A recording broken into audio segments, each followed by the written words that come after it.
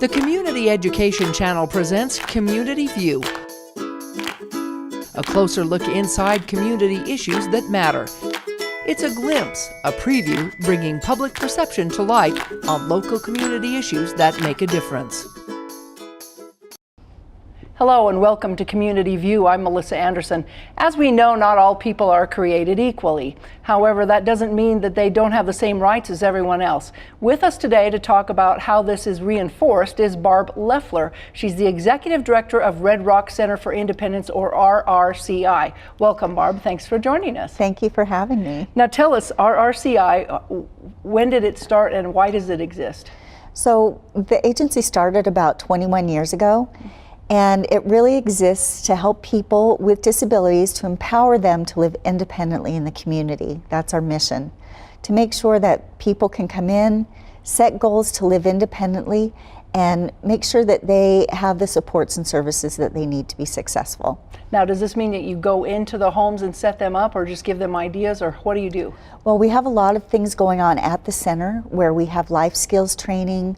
We have a loan bank where people can come in and borrow equipment that helps them stay more independent. It could be a wheelchair or a walker or even a hospital bed if that helps them stay in their home. We have programs for youth. We have a really strong program for people who are blind or visually impaired and are over the age of 55.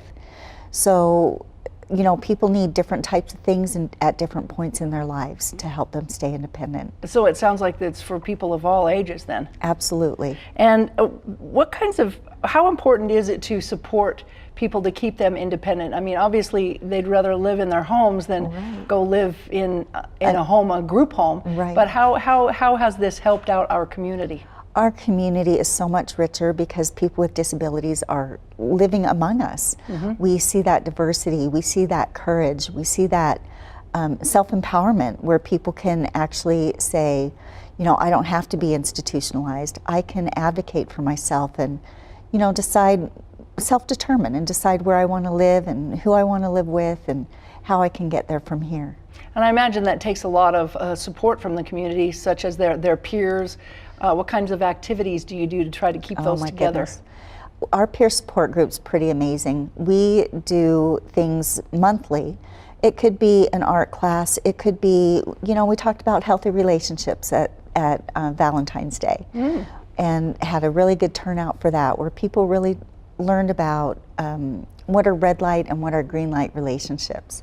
We have been to Zion National Park. We've gone camping. We've done things that people with disabilities don't often get an opportunity to do, but we keep them connected together with one another to make sure that they have those friends and that peer support system that they need to thrive. So are you a nonprofit organization or a for-profit business, or how do you get your funding? We are a nonprofit organization. We do get state and federal funding, and we get private donations. Oh, that's awesome. So we need to keep thinking about that then. Tell us about any activities. I understand you have a great donut dash coming up. Yes. So this is going to be really fun. We don't do a lot of outside fundraising activities because we're really focused on just providing services for our consumers. But coming up on March 30th registration's at 9:30 and the race is at 10, we're going to have a donut dash. And you will run for donuts, and we're encouraging people of all abilities, families, teams, clubs, whoever wants to come. And we've already had several dozen registrants already. We're just getting our registration going, and it's going to be a blast. So that's at Confluence Park down by the Dixie Center, correct? That is correct. And are you going to have donuts there? Absolutely. There's going to be more donuts than anybody would ever dream of. It's going to be fantastic. Awesome. Yeah. What can people do if they want to help support your organization? How do they find you? Well, we have a website. It's www.rrci.org. They can, if you want to just register for the fun run, please do. We're still looking for sponsors for the run. So we've got some great support from the community. We've got Jones Paint and Glass and America First Credit Union and some other larger donors and smaller donors as well to support the run. And of course, any registration helps us to meet our goals for that. And people can always volunteer. Absolutely.